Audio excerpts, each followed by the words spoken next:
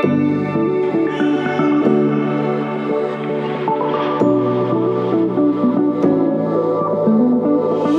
and welcome to the Missing Link for SLPs podcast. I'm glad you're here.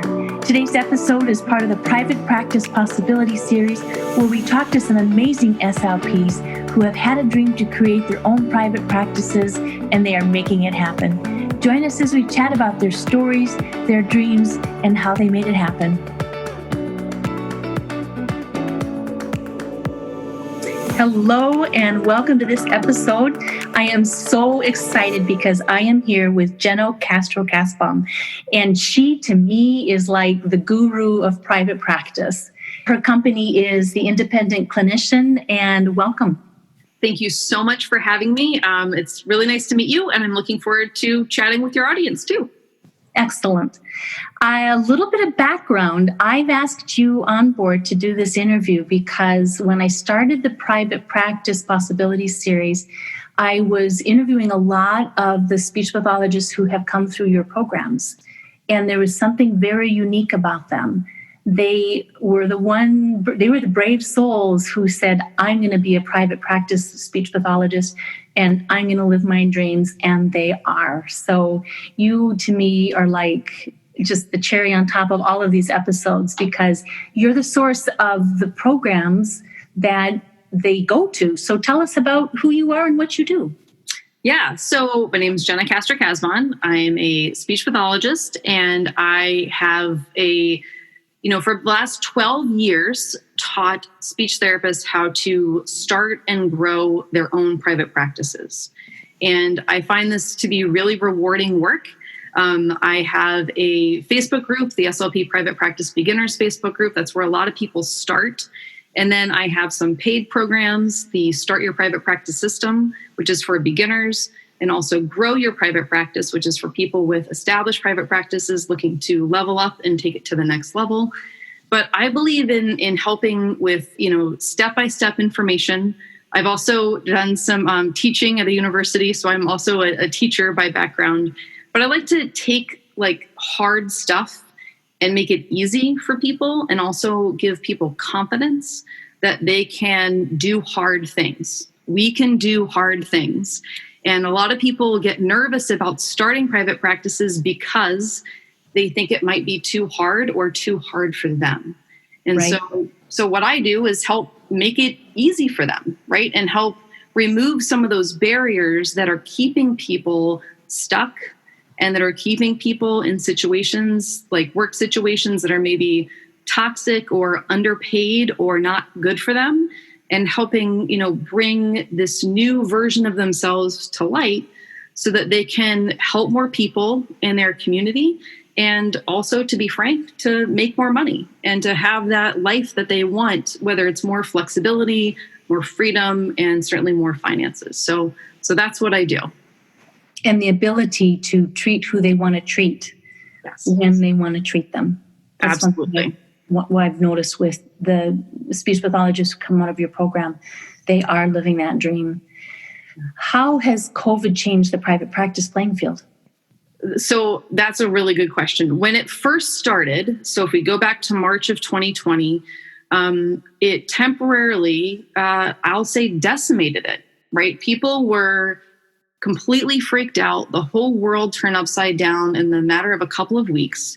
And a lot of businesses had to shut down. And that's when we went from all in-person services, or most of the students in my programs and my alums and everything were doing in-person services. And only a small percentage of them were doing telepractice, in either doing that maybe full-time or as part of a service delivery model in their private practice. And all of a sudden, everybody was doing private or telepractice, right? And so there was that major switch in service delivery, which was challenging. And also there was everything about, insurance approvals, and there was the financial piece. There was explaining what is telepractice and how does it work and can it work? And then a lot of SLPs were like, well, I have, people with really significant needs. How am I going to do this? And everyone kind of figured it out, but it took a while. And so, things were a little bit bleak for a while, but during that time too, private practices started to rebuild, and people started to, the kids and the adults who were going without services were desperate for private practitioners to step in and offer the services that schools and hospitals and early interventions weren't offering. So all of a sudden, the situation that seemed like potentially terrible for private practitioners actually worked out to be pretty good, because you had a whole bunch of people who needed therapy and a whole bunch of people who needed clients or patients. And when those two people were able to find each other, great things happened, right? So people who had private practices figured out how to rebuild them and actually grow during COVID-19, which is pretty incredible. The other part of that is that speech therapists who were working at schools or working in hospitals had all of that upheaval of, going to telepractice, or for our medical SLP friends, feeling unsafe at their jobs. And so a lot of people ended up getting laid off, furloughed, or quit/resigned from their positions, and were looking, but needed to be employed, right? Needed money. And so they decided to start their own private practices and again, fill this gap between the therapists who had the time and had the expertise and the people in the local community who needed the services. So COVID has actually surprisingly been a great time to start a private practice.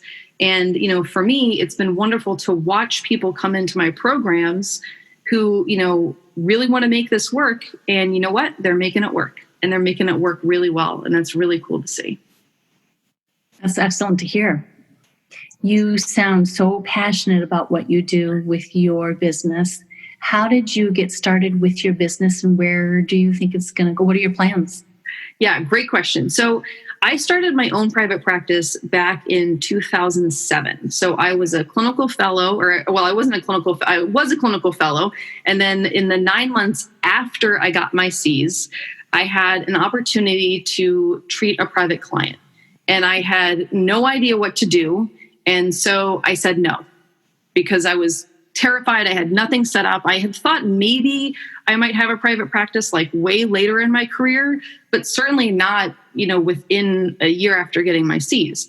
And I had two coworkers who I, got in a conversation with one day, and it turned out that they both had their own private practices on the side of the job that we did together at the hospital. And I literally had no idea that A, that they were doing that, and B, that was a thing. I didn't know that you could have like a private practice on the side of another job. Some other things that I didn't know was that they didn't have office space. Like they didn't have a brick and mortar location. They didn't have any sort of physical location. They saw the clients out of their homes. And that was also something that I just didn't know was a possibility. I thought that private practice meant having a brick and mortar location with, a waiting room and a receptionist and an aquarium and all of that kind of stuff that you sort of think is how it goes. And so when they told me that they could have office space, like they could afford to, it was much easier and simpler not to. So that was another one of those major, like kind of ahas. Two more things that they said that really stuck out to me was that at the time, they were both mostly private pay only. One of them did one kind of insurance. But again, I thought that this would be like if you had a private practice that you had to do insurance, and the whole thing just sounded like maybe more trouble than it was worth. So I was like, I don't know about that. And then the last thing was that, when I told them that someone had asked me about seeing me privately, and I had said no, and I'd actually referred to one of them, they said, well, Jenna, do you want to learn? And I was like, what? Me? I'm brand new. I was like 26 years old. I was a baby, right? So I said, well, I guess so. Like, sure, that sounds kind of interesting. And so they took me under their wings, and they mentored me, and they helped me get set up, and they helped me, start my private practice. And so that was in 2008. And so I started on the side, and I started, I flexed my hours for my job. I was able to cut down my hours and have this private practice. At first, it was just on Fridays. And so I had for all Friday off. And then the clients wanted to see me more than one time a week. So then I decided to reduce my hours again and shift my schedule around. And so I did that particular way for a couple of years. And at some point during that time, I had a bunch of friends from grad school or other clinicians who said, Jenna, what are you doing? What is this private practice? And how did you get started? And what is this all about? And so I decided to take what I had learned and take the information and create a company that taught other speech pathologists how to do exactly what I was doing. And so that's how my company, The Independent Clinician, was born. And it has certainly evolved over the years where, if I look at how many people have, purchased my products and been part of my circle of people who I've truly helped, I've helped over 10,000 people start and grow their private practices. So, which is incredible. And it feels great. And it's what I love to do. Right. So when we talk about, who are your ideal clients? Well, it turns out that my ideal clients are speech pathologists. Right. I also love my people with aphasia. I love my people with brain injury. But at this stage of my life and my career, my favorite clients are SLPs. Well said. Thanks. Helping them live their dreams. That's good. Yeah. One of the things I'm familiar with your website, and I just have to add this for those who just can play devil's advocate sometimes. One of the things I love about your website is you also cover the legal aspects of the private practice, which is so important because when a speech pathologist starts, it's not good to be vulnerable. And your website covers that. Well, and that's really something that I've tried to see now also as a business owner. What do my people need, right? Mm-hmm. What kinds of questions do I get over and over again in my groups? Mm-hmm. What kinds of limiting beliefs do people have? Mm-hmm. What are the things that are holding people back from taking action? And one of the things that I heard for years and years and years was, well, I don't know if I should hire a lawyer. Do I do an LLC? How do I get set up? All the getting your ducks in a row, but particular with legal aspects. And so the Private Practice Clinic Forms is really my number one best-selling resource for that very reason, right? People are terrified. SLPs, as you know, and maybe those of you who are listening, really don't like to make mistakes, right? Whether you're a type A or a type B SLP. Very true. We tend to be kind of a more risk-averse kind of a person, just wants to play by the rules, follow the rules and not make any mistakes, right? And I don't like to make mistakes either, but I also won't let the fear of making a mistake, a small mistake, you guys, not a huge catastrophic mistake. I don't want to make those, but sometimes the fear holds people back, and that's how people stay stuck, right? You have to be willing. You used the word, Maddie, earlier about being brave. Right. And I think that SLPs need to decide, they may not have the confidence yet. Confidence comes with time, and confidence comes with experience. Right. And so you can't say, I'm going to wait until I start my private practice until I'm confident. What you have to do first is to be brave. And the confidence piece will come later on. So I arm people with knowledge and information so that they can know what to do, but they do have to decide first, I'm going to be brave enough to try this and see if this works. It's almost like being on a playground and you're getting ready to do those monkey bars, and you're standing there and you get your first hand placed and your second hand placed. There comes a point in time where those feet have to leave that top rung, and then you swing to the next. And moving ahead bravely into a career, into all that our careers can be, does take bravery. Yeah. I use the analogy a lot of times. I love the monkey bars analogy. That's in line with what I'm going to share, but is the idea of a staircase. So starting a private practice, the way I teach anyway, I have a 5-phase system that I go through with people, but it's really like a staircase where you have to do the work, right? Walking upstairs takes some level of exertion and you still have to do the work, but everything is laid out and it's step by step so that you know exactly what to do first, second, and so on. And you have a goal, which is, the top of the staircase, or in our people's case, having that first client and getting their private practice up and running. So, it's not, and I tell people all the time, it's actually not that hard to start a private practice if you follow the right steps and in the right order, but you do have to do the work. So for me, the idea of a staircase is a really fitting analogy of, follow the steps. I'll show you what to do, but you also have to do the work. What are some of the top programs you offer? Top packages? Yeah. So my core offer is the Start Your Private Practice system. So this is for beginner level, like private practitioners. This is for the SLP who has always wanted to start a private practice and wants the information and also help along the way. So the Start Your Private Practice system is I've been calling it a course, but I'm now going to start shifting and calling it a coaching program, because it comes not only with a course, but also with a Facebook group that I have staffed with private practitioners who we call the mentors. And they're in there every single day answering questions and helping people get unstuck. So the Start Your Private Practice system is really the best place for people who want to start a private practice and haven't done anything yet, or for the people who do, like they've done a couple of things, but they're not really sure like if they did the right things or if they left something out, and want that additional information and again, support to make sure that they have all of their ducks in a row and that they are completely ready to see that first client, and then of course help them get their first clients and really start to grow. And then the second program that I offer is called Grow Your Private Practice, and that's for people who have established private practices who are looking to, we use the official hashtag level up.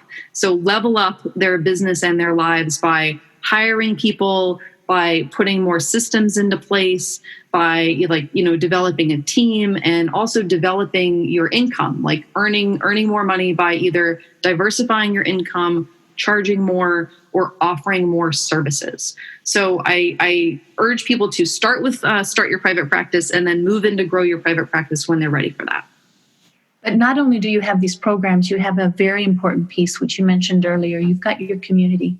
Yeah. So if you do have someone who does step into this field or this movement, the way they're going, they have the support behind them when they might falter on a step.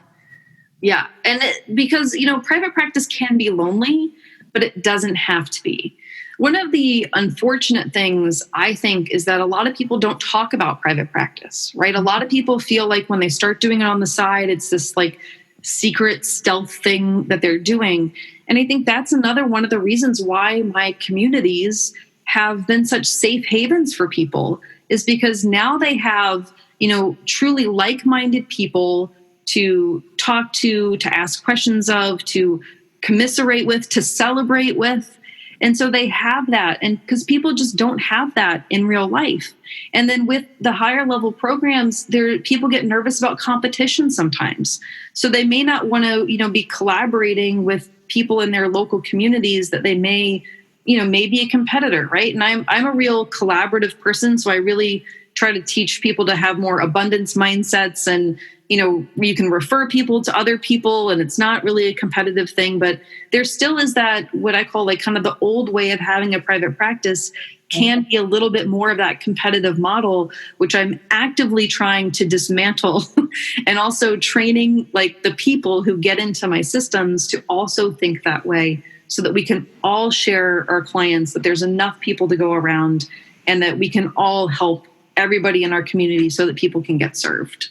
That's the secret right there. The private practice speech paths who've been through your program that I've interviewed, they have a very real, unique, solid sense of confidence because they are living their dreams in their niche, and they are so loving what they do For example, I interviewed somebody the other day from your program who she's an AAC expert. And she said that somebody came to her with a child who, has an arm problem and asked if she would work with her. And she said, well, I can. I have the skill set and I have the training, but you would be much better going with somebody who this is what she does. And I talked with Kelly Slemp just before you, and that is her. This is what she does. She's come through your program. She has ours. She's got them down, and she's on the web. I mean, you go find her. And the people who come through your program, they're confident. Yeah. Yeah, because they're doing what they want to do. Right? Think about, when you work at a school, you work in a hospital, even if you have a particular population that you tend to gravitate more to, you're still, for the most part, like a Jill of all trades, where someone else is assigning your caseload. Right? And so you're seeing lots of different kinds of kids, lots of different kinds of people. Based on the time you have, not on your skill set, but based on the time you have. Yeah. Right. And that's hard, right? Our job is already hard enough to then figure out how to serve everybody well. So what I want to encourage people to do is really design a life that works for you, design a career that works for you. If you love working with people with hearing impairments, then I want you to be able to work with those people, right? Because that's the thing that you're going to love doing. There are plenty of people who come through my programs who want to remain generalists, and that's okay too. If that's what you want to do, if you want to serve little kids and older adults, then do that, right? You can make that choice. But my heart pains for people for whom choices are made for them and not with them. And so that's a big part of my empowering our SLPs is to say, what do you want? What kind of people do you want to work with? What kind of schedule do you want for you, for your life, for your family? And how can we make this work for you? What kind of income do you desire? Right? Because, people who stay at these careers for decades to get, 2% raises or sometimes not even that, my dad's a businessman and he talks about bonuses. And he asked me one time what my Christmas bonus was. And I laughed and cried at the same time because at the time, this was when I worked at the hospital, my Christmas bonus was a framed picture of our department on this outing thing that we all hated. And I just wanted to cry, right? The difference is that when you have a private practice, the way to get more money, to get more bonus is to see more clients, right? Mm-hmm. If you want to level up your income, then you see more people, right? That's how it works. That's not how it works in a regular job. So depending on what you want for your life, you can choose your own adventure. Remember those books, the Choose Your Own Adventure books? I do. Right? So I want to turn to this page. This adventure, turn to this page. Right. That's right. So that's what I teach people to do. If you want to do private pay only, then that's one adventure. And there's different things to do in that adventure, right? If you want to do insurance, that's another adventure. There's things you got to do if you're going to go that way. But I want people to be empowered with the information and support to not only make a decision, but to really get the help that they need to be strong in that decision and to do it well, right? To do private pay well. If you're going to do private pay, I want you to do it great. If you're going to do insurance, I want you to do that great too, right? So I want people to have the options of knowing what the possibilities are for them and then how to step into that decision with confidence and to do it well. And if they decide that, hey, I actually this wasn't for me, I don't want to do insurance anymore. Okay, well, there's a way to not do it anymore. Let's get you back on track and do something else, right? But I'm all about helping people get unstuck and making decisions that feel right for them and that they can always change later, or they can add new things to their plate and choose new adventures along the way. Well, a term I like to use in addition to unstuck is transition. You're helping them transition into wherever they want to go with their careers, their story. Yeah, absolutely. I love that. I love that. Final question. Any words of advice for the newer speech pathologist? a lot of times people, I'm going to give you the advice that those early mentors gave me. And had they not had those two people, their names are Rick and Catherine, had they not taken me under their wing, I wouldn't have taken all of these thousands of other people under my wing, right? So it's really important to give back as soon as you can. But, had they not told me that I could start a private practice earlier in my career than I thought, and had they not offered to help me do it, I probably would have waited until I was in my, mid 40s or so to when I thought that I had enough information, or till when I considered myself more of an expert, right? So my piece of advice is that, when it comes to thinking about when should you start your private practice, I think the answer is today, no matter what your age is. You do have to have a license. You have to not be a clinical fellow anymore. But you can make a choice. You can either wait until the end of your career, until you're a quote unquote expert, or you feel like more like an expert, whatever that means. Since there's so much to learn in our field, it's hard to be an expert. Or you can become an expert as you build your private practice. So that way, you are then doing your CEUs and you're doing your advanced trainings, which are then all tax deductible also under your business. But you're building that expertise as you're going along and as you're growing, versus waiting a long time to get started. So for any, newer grads who are listening, you do have to have something to offer, right? You do have to have knowledge and skills to offer to people.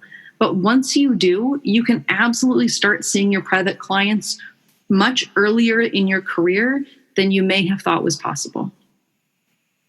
Thank you. Thank you. Tell us again, before we jump off, where people can find you. Okay, so people can find me on Instagram. I'm at Independent Clinician. And you can also go to startyourprivatepractice.com/webinar to watch an hour-long free training about how to get started in private practice. I also have a podcast that people can listen to called the Private Practice Success Stories Podcast. Obviously, everyone who's listening to this is a podcast listener, right? So hop over to iTunes, look up Private Practice Success Stories. I interview private practitioners from around the US and actually around the world about their journeys to private practice, what they've learned along the way.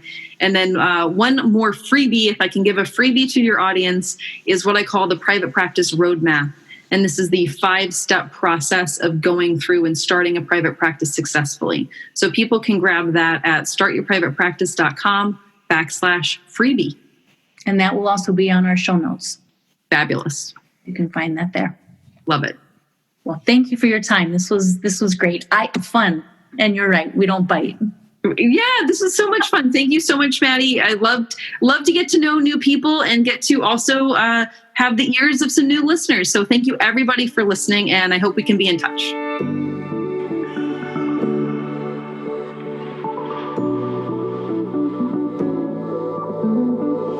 I hope today's conversation has created some aha moments for you and motivated you to become a better SLP, continuing to connect some of those missing links between what you know and how to use that knowledge. Thank you for downloading the Missing Link for SLPs podcast. And if you enjoyed the show, I'd love you to subscribe, rate it, and leave a short review. Also, please share an episode with a friend. Together we can raise awareness and help more SLPs find and connect those missing links and get the information needed to help them feel confident in their patient care every step of the way. Follow me on Instagram and join the Fresh SLP community on Facebook. Show notes are always available, so come learn more at freshslp.com. Let's make those connections. You got this.